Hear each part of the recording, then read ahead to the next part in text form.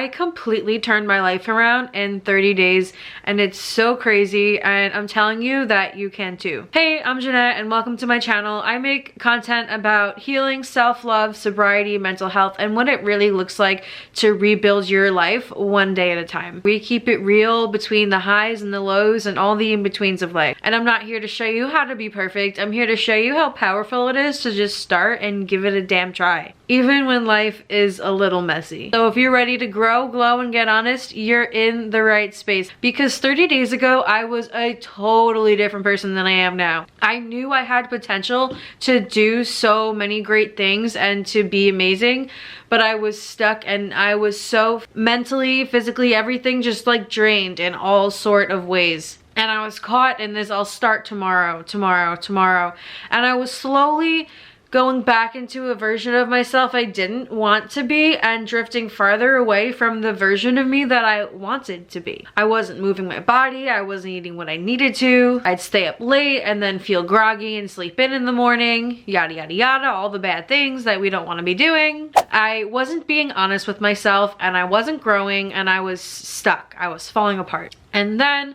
I had the idea to do a 30-day challenge of things that I knew I had the potential to do and just force myself to get through it and vlog it every single day, force myself to do it, to have some sort of accountability and just make myself do the thing. And oh my god, my life is forever changed. So yeah, I thought 30-day challenge, and it doesn't have to be perfect, but to try as hard as you can. And it was something that I had never really done before. I had never really challenged myself to anything like that. And I was really scared and I wanted to quit before I even started. And I almost did. Something deep in me told me, why not now? I had never done something like that before and I didn't know if I could succeed. I thought, why not now? I knew I could do it, but I had always just been so scared to do so. So let's just do it. I thought to myself, like, could I be one of those girls who creates their dream life? I knew I would thank myself in the end, but I was really scared to start. So I wrote it down. I had a calendar whiteboard in my apartment and a notepad, and I wrote down in different colored markers what my challenges that I had to do every single day for 30 days. And I drew out on the calendar squares that I had to fill in every single day, and I did that a few days after I thought of the idea, so it was just staring me in the face, so I had to do it. It felt a lot harder to back out if I did that. So on March 28th, I drew out the calendar for April, and for 2 days I was bracing myself to start.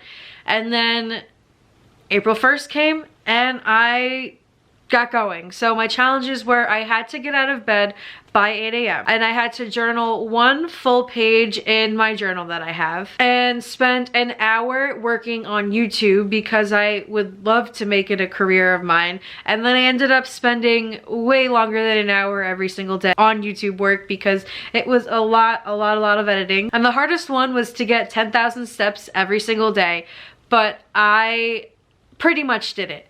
There was one day where I only got to 9,000 steps, but every other day I got to 10,000 steps, and it was hard, but I did it and I'm so proud of myself. And then I had to spend 1 hour working on hobbies and just doing things that I enjoy, because I, in the past, would never allow myself the ability to just relax and to rest and to do things that I love. And then to read 10 pages of a book, because I used to be such a huge bookworm, and at one point in my life I read 50 books in a year, and I would love to be able to be her again, because last year I think I read 1.5 books, and I knew I loved reading, so I wanted to force myself to read 10 pages every single day, and I truly fell in love with reading again. And I have an over 1,000 day Duolingo streak, pop, yay, little flex there, and I would always just go on and do it to keep the streak and not really teach myself anything. And I really want to get better at my Spanish and my Latin and my music skills. So I would force myself to do at least 2 of the daily challenges it gives you every single day, to force me to be on the app just a little bit longer than I was, and I got so sucked into doing it again, and I am learning, and I'm so happy. I realized how much I really missed learning. So I drew it all out. I was really scared to start, but I had no choice. But I also told myself something else. I couldn't smoke any weed until I got all my tasks done. And that one rule alone taught me so much about discipline and what I was really craving, and so much about dopamine. Not every day was easy, and most days weren't. There were nights where I was walking in circles back and forth or on my walking pad at 10 o'clock at night because I had to get my steps in, but I got them in. The earliest I got my steps in was 2:30, and the latest I got them in was about 10:30. And like I said, one day I didn't hit my step goal. I went to lay down at 6:30 in the afternoon,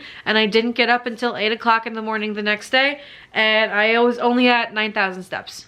So I was like, well, we're gonna keep on going then. And then I found myself just doing these things because I wanted to, and I would do them even when I didn't want to too. And that right there was huge. I wasn't waiting for motivation anymore. I just did it. And I started cleaning my surroundings just out of self-respect for myself. I used to wait till it would get to be an unbearable mess and then spiral out of control, but I hated feeling that way. And my space is honestly some of the cleanest it's been in forever, and I have just been taking care of myself in so many other ways that I hadn't had before. I journaled on days where I normally wouldn't, and that taught me so much about myself. If I was feeling some discomfort, I would sit with it and write, I feel anxious, I don't know what to do, I am feeling blah blah blah blah blah. And just letting it out instead of keeping it in, making it apparent, really kept me from spiraling out of control in ways that I normally would. And in situations where I would normally reach for something unhealthy to eat or drink, I was naturally just going towards the healthier option because I wanted to reinvent my relationship with comfort, and I wanted to soothe myself with the right things and to enjoy and to celebrate myself without the need to use any sort of substance to get me there. And I want to live a life that I truly love and that I don't need to escape. And now, for the first time ever, because I did this, I feel like I finally am. I also started cooking and baking a lot more because I used to cook and bake all the time and fell in love with it. It started to make me feel so much more sure of myself and loving myself for taking care of myself. And I would actually change into different clothes from day to day instead of just rotting in the same pajamas for a few days straight. And sometimes I put water in a wine glass to just feel so romanticized and fun. I just started doing things that were small and loving and intentional. What was once a cycle of reacting and always trying to fix everything after a breakdown became a rhythm of responding, and I didn't wait until everything was falling apart to take care of myself anymore. I really just started loving myself for me daily without needing a reason to. And I started finding a lot of joy in the silent meditative walks that I would go on with my dog. And it is my new favorite form of meditation. I fell back in love with reading, and I learned to sit with my thoughts and not spiral out of control and just be. And I've learned to sit in silence for the first time. Like, my brain was always so loud and chaotic and out of control, and now for once I feel like I can just sit in silence and be free and be at peace, which is something I never thought I'd be able to say. And then life threw me a pretty big curveball, because throughout all of this I was dealing with a lot of pain in my hand and my pinky and my elbow, my shoulder and my neck, and my whole right limb pretty much. I was finally able to get into the doctor again because I had gone in the past, and it got a little bit better, and then it got a lot worse. And we took an x-ray of my neck, and the bones in my neck are misaligned and they're not in the right spots, which caused a pinched nerve in my neck, causing me a lot of pain all the way from my neck to my pinky, and it really forced me to slow down, especially because of how rapidly the pain was getting worse. There were days where like I really didn't want to move at all because moving hurt so bad. And so I let go of certain rules, not because of failure, but because I was listening to my body. And that is also growth in itself. And it made me grateful for so many of the other things that I have in my life. It truly just, I vlogged every single day of doing this, so I will link the playlist down below if you guys want to watch it. But it really made me so grateful for everything that I have in life. And it really made me so appreciative for the ability to walk and for the family that I have and for the support. Despite all the pain that I'm in, I feel like I am the happiest I've been in my entire life.